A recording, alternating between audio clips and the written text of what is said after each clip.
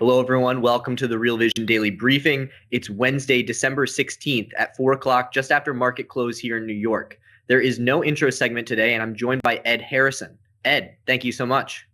Good to talk to you, Max. All right. It's becoming a bit of a tradition for us to talk here on Wednesday. This Wednesday is a little different than other Wednesdays in that it was a Fed day. However uneventful a Fed day it was relative to some of the ones we've had more recently. Why don't we start there? I know you want to talk about the bull case for equities a little bit later, but I think it's important just to get this out of the way.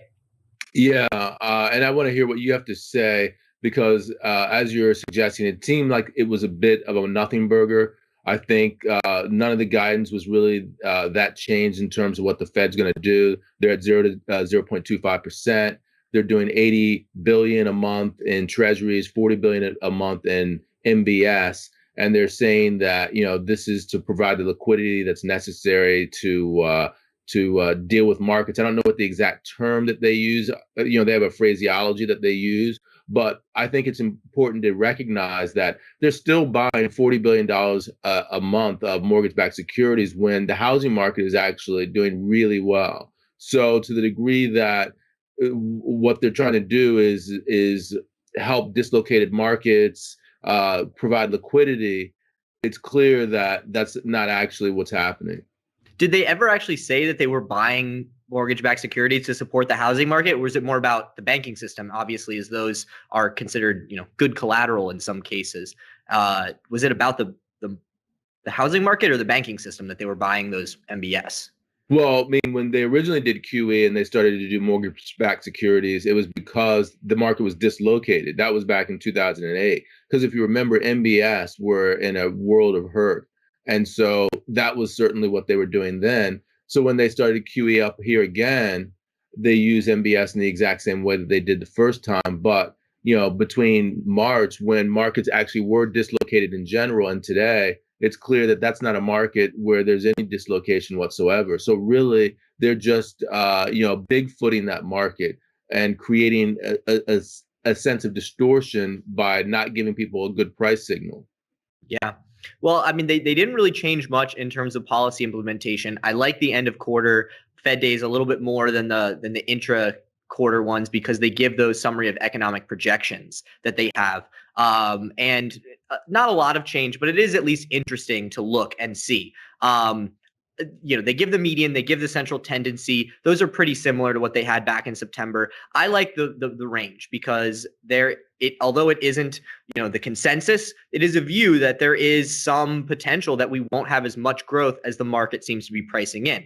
In September, the range for 2021 GDP number was between 0 and 5.5% growth. We got it slightly up, so a little bit rosier, but still a big range from 0.5 to 5.5. Now, central tendency is 3.7 to 5%. So most of the members of the Federal Reserve Board are seeing economic growth for next year. But there is at least a few people on the board, or maybe just one, who's pulling everything down, who don't have as rosy a view as the rest of the board. So I think that's important to remember, especially in context of what we're going to talk about now, which is the potential for continuation of this rotation trade and maybe even a rotation of the rotation trade, which I think is pricing in the top end of that range, more towards the middle, the central tendency, and potentially even that high end of 5.5%. So right. And maybe what the market is saying to the degree that they're pricing in that high end is that the Fed's wrong. Because what is interesting, if you look at that table 1 in the economic projections, which shows the central tendency that you're talking about, and then the medians, and it gives you the differential between what happened in December and September. The numbers are all going up and are going in the right direction. It's saying that the Fed was too bearish in September relative to their expectations today. So change in real GDP, it was negative 2.4% this year. Now it is, or it was negative 3.7%. Now it's negative 2.4. It's 4.2 for next year instead of 4, and it's 3.2 instead of 3 for 2022.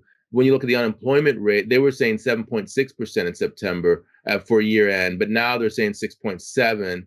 They're saying 5% for 2021, whereas they were saying 5.5%. And then for 2022, unemployment 4.2% versus what they originally said was 4.6%. So, I mean, my read is the Fed is saying, actually, the conditions are show from a macro perspective that we can bump up the median numbers both for real GDP and unemployment, yet we're doing the exact same thing that we said that we're going to do before. To me, that shows you that there's a lot of liquidity sloshing around in the market. And so the market's taking this as a sign that the Fed is going to, keep its foot onto the accelerator. And that's going to mean that the numbers could be even higher than the Fed is telling us they are. Yeah, one number that we didn't talk about was the inflation projections, at least on Real Vision, and even more in other media outlets. You're hearing calls for inflation to come in 2021. And if you look at what the Fed is saying, the inflation targets have actually basically maintained the same, even but even still, they're not hitting their 2%, which they actually want to overshoot until 2023 by their own projections. So some people here, at least on Real Vision, calling for inflation to come in 2021, Fed saying we don't even see it until 2023. So it will be interesting to see how that plays out, because many of the rotation trades that people are talking about are related to the potential for inflation to come back in 2021. So that is a bit of disconnect between what the Fed is saying and what the market is saying. Definitely. So, in terms of that rotation trade, I think that let's lay it out from the bullish side. And the reason I want to do that is because we've talked to some of the bulls recently. I've talked to Kevin Muir, who was relatively bullish, also on inflation, by the way. Rich Bernstein, he's a bull. And I spoke to Jay Pulaski yesterday, who's also a bull. That interview hasn't gone up yet, but will be up next week. And they all are saying similar things in terms of rotating into things that have been underappreciated, and that this is good, what's happening in terms of the vaccine and the economy, for nominal GDP disaggregated both into real GDP and inflation. So they see inflation going up, they see nominal GDP going up as a result of the real GDP also going up, and they see you wanting to get into the cyclicals, into the value stocks, into the small caps, etc. I think that Jay Pulaski, his conversation with me was more nuanced, and that's the direction I want to head in terms of disaggregating how you want to think about this, because it's not just a buy and hold the S&P and buy the dips when the S&P corrects. It's more, there is a rotation, there is some alpha to be had, rather than just buying ETFs or buying the US index. Yeah, that's interesting. He's not the first person to say that this is an alpha market, not a beta market. You want to be thinking about security selection. You want to be thinking about quality and, in a sense, relative value, which is very interesting, because you can take relative value down all the way to relative value within the capital structure of an individual company. So, Ed, are we getting that nuance? Are we talking about capital structure arbitrage plays here, or is this individual companies within a sector, sectors within a country, different countries? I mean, there's a lot of different ways you can do relative value and think about rotation. Yeah, I think it's all of that for a number of different reasons. And I think the first reason is that even though the premise of the bullish play is that we're going to look through the data, the reality is that there's a storm coming. Even though you can see the light at the end of the tunnel, there is a lot of darkness right now, and not every company is going to make it through. And some of those are going to be ones that are leveraged up, that are in the sectors that you don't want to be in, sectors that actually might have some residual negativity even after we get to the post-vaccine period. So even within those companies, there's some potential that you would be at different points in the stack of the capital structure. But the same is true also within a sector, that someone with a good balance sheet versus someone with a bad balance sheet. I thought it was interesting, actually, from Jay Pulaski's perspective, to talk about country rotation, because he's talking about DM, that is developed markets, ex-US, and moving particularly into Asia. And, if you talk about ex-China for emerging markets for East Asian EM, that's also an interesting play. Here's an interesting stat. Let me just run through some of the 12-month roll-ups for different indices around the world. So the 12-month return for the NASDAQ leads the charge of the ones I've looked at, 43% over a 12-month period for the NASDAQ. And this is, including the period of going down and then going back up. I'm talking about from December to December, up 43%. So that's pretty huge. Yeah. Then the small cap 2000, which had been lagging, is already the U.S. small cap up 19%, whereas the S&P is up 16, the Dow's up 7. You compare that then to what's happening in Europe, and what you see is a flat DAX. You see a CAC 40 in France that's down 8%, a FTSE that's down 13%, and an IBEX in Spain that's down 16%. Euro stocks overall down 7%. And then rounding it out, looking at Asia, Thailand as an example, they're down 5%.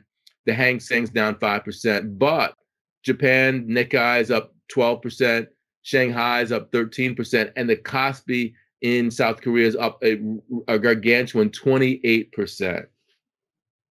So, but how much of that, though, Ed, is actually sector differences between the indices? Because there's a big difference in the makeup between, say, Spain, overweight, lots of financials, which have not performed well. It's not just, that you can't take the index in the US and assume that it has basically the same composition in another country. There's only one Amazon, there's only one Apple, all of those things. But the banking sector every country has their own banks. Every country has that sort of thing. And so is the difference between country rotation really just a sector rotation play with a little bit of obfuscation because the indices are country based?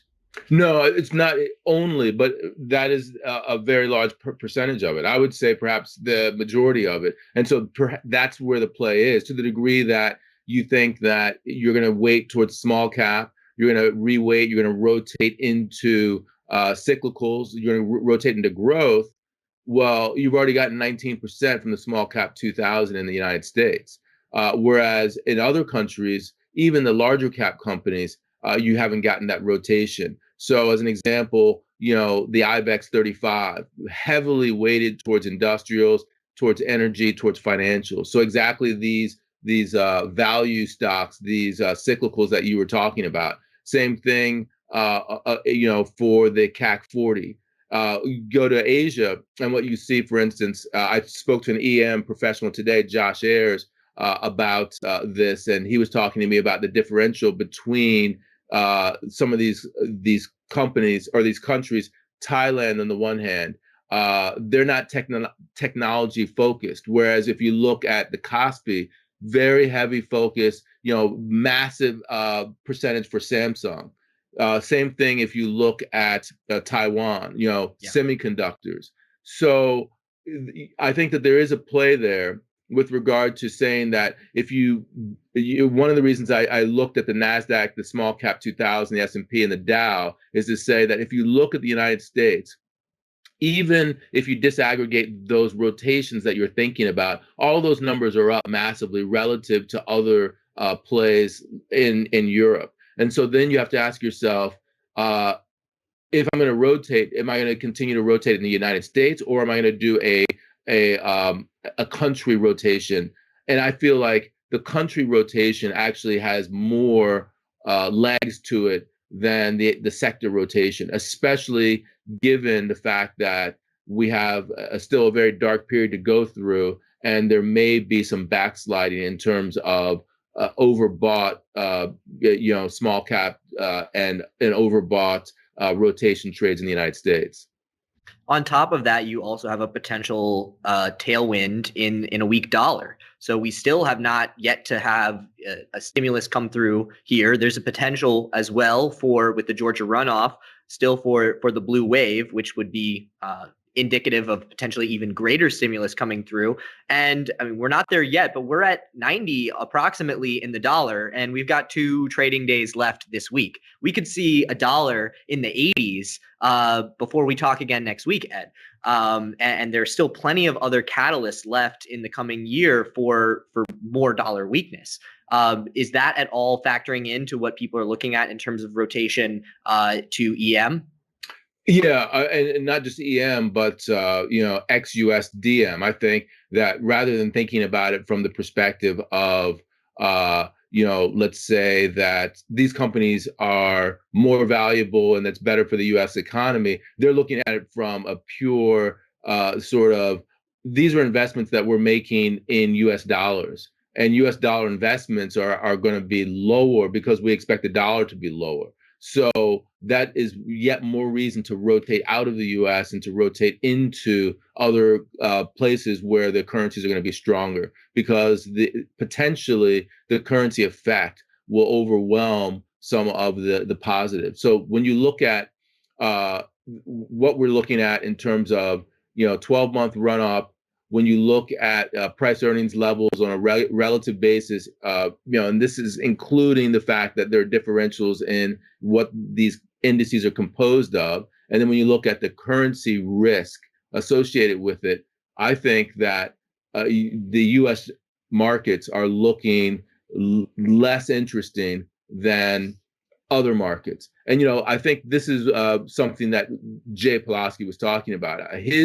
His thesis is basically that you want to be you want to go away from the things that have worked over the last year. That's large cap, technology, growth, non-cyclical, and US. And you want to move and rotate into the things that have not run up as much. And so that's going to be ex-US first and foremost, small cap, value, cyclical.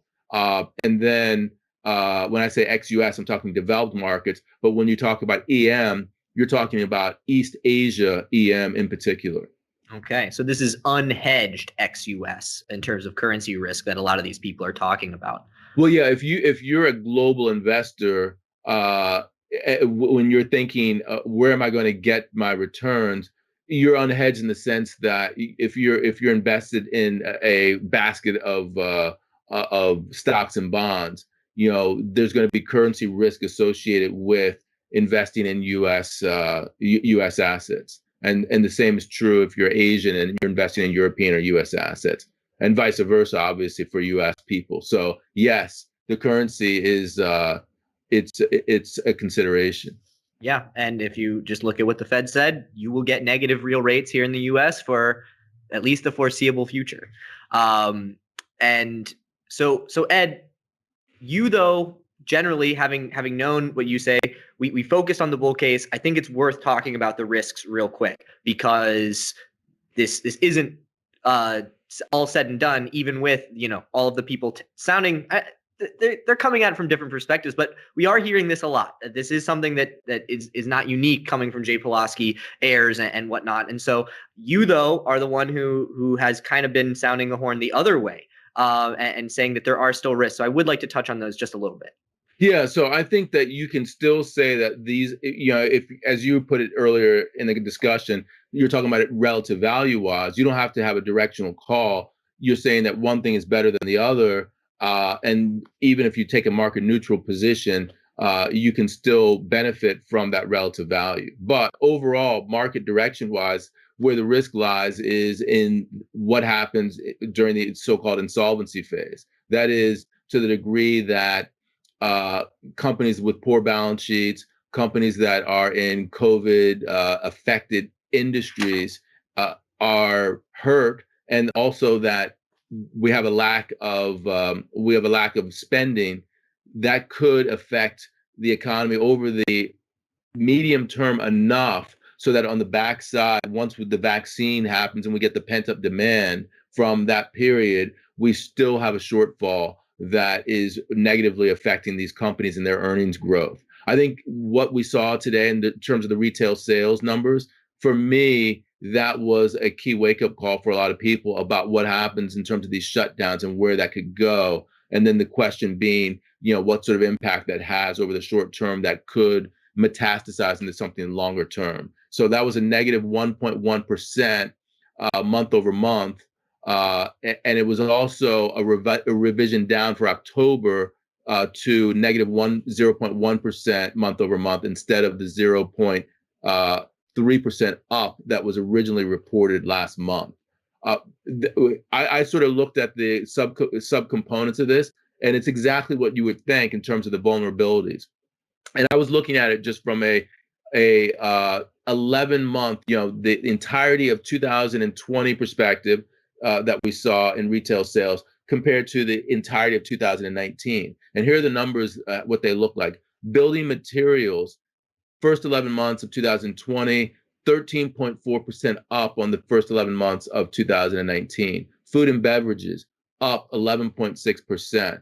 Non-store retailers, I don't have brick and mortars, up 22.6%. But this is what you're seeing in the markets. That's why you see that outperformance. But then you see food and service, drinking places were down 19.4% year over year, 16.4% for electronics and appliance stores, or sorry, for gasoline stations.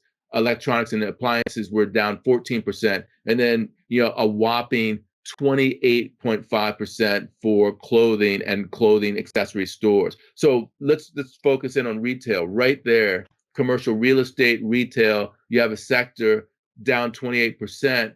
How do we know, A, that that's not going to continue to be hemorrhaging over the next, say, 6 months before the vaccine is taken by everyone? And then B, how do we know that behavior hasn't been altered permanently so that those numbers never come back up, even though people are, there's pent up demand and people are ready to go shopping? Yeah. Well, I think it's really interesting because you can have this potential negative and we can look through it, but really that being bullish doesn't mean the same thing as it did maybe 2 or 3 years ago, where being bullish meant a higher S&P 500 target. And in this case, the bullishness that we're talking about, these people maybe don't even have a higher S&P 500 target. They're bullish on these things, and it seems so foreign because the U.S. outperformance has been so exaggerated and so absolute for a period of time that you almost forget that you can be bullish without saying that the S&P 500 is going to be higher. So it's taking some getting used to even to hear those things together. By the way, let me just tell you, in terms of the rotation trade, I personally buy into the rotation trade. This is how I would put it, is that okay, so we have the Moderna and we have the Pfizer vaccines, which are relatively effective, 94%. J&J is coming out soon. In Europe and also in other countries, we know that there is the AstraZeneca vaccine. So, I mean, we're not talking about just 1 or 2 vaccines, potentially 3, 4, and 5 different vaccines that are available to a large number of people in developed markets. And so at some point in time, companies at workplaces, airlines, hotels, they're all going to be saying, show me proof that you have the vaccine. And when they do, you're going to say to yourself, if I want to have the worry-free world that all these other people are having because they've taken the vaccine, I need to take the vaccine too. I really think vaccine adoption is going to be high, and then we're going to get to so-called herd immunity by a relatively good time, say mid 2021, and it'll be off to the races to a certain degree. So and so therefore there is rotation there, but there will be damage done in the interim, and things won't be exactly as they were before. And that's where the downside risk resides. And so that's what you and I are talking about right now. Okay.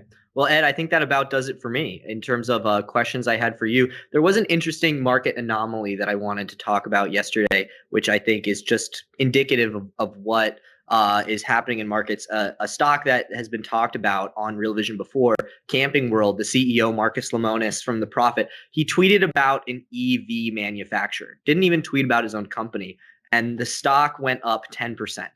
Well, it gave back 7% today after there wasn't any news. There was nothing happening with the company. I don't think there was any major flows. But to me, that is such a great example of what algos can do in the market. And I just thought it was a very interesting thing. This is a bit of conjecture on my part, but having known that there was no news and seeing a price movement like that, it just really struck me as like that's the perfect encapsulation of what algo trading can do in a market. And I wanted to bring it up here for viewers to go take a look at that price action. If you're ever trying to wonder, like, what does algo trades driving the market, like, what does it look like? that to me is the encapsulation. So that was the only thing I wanted to talk about today. There was one other thing that I wanted to talk about actually at random. I was just looking right before we came on at Wish. I don't know if you saw that Wish Shopping. They did an IPO today. So it was like we had Airbnb that did really well. We had DoorDash that went really well. They were up like 100%, 89%. Wish was down today. I think that the IPO busted. It was down, 20%, something of that order. Very interesting. You look like you didn't hear about this, so maybe we can get something in the comments if anyone has anything to say about that. But I think that there's a lot of IPO activity going on, along with what you're talking about, Max. It does say that there's something going on in terms of the zeitgeist right now. I think that we're at a pivotal time. It's interesting to see, where sentiment is headed. Yeah. Yeah. I mean, this has certainly been a narrative-driven market, and you have to be paying attention to when the narratives have shifted. And in terms of those IPOs, I mean, there was significant noise around perhaps the frothiness surrounding them. And if you get enough noise about that type of stuff, the narrative can shift. And perhaps Airbnb and DoorDash just happened to get in before the narrative shifted, and perhaps themselves were the cause of that narrative shift. So in a narrative-driven market, you have to keep your ear to the ground. All right. I think maybe we'll leave it at that for today. It was great to talk to you as usual. All right. Yeah, lots of fun, Ed. Look forward to do it again soon.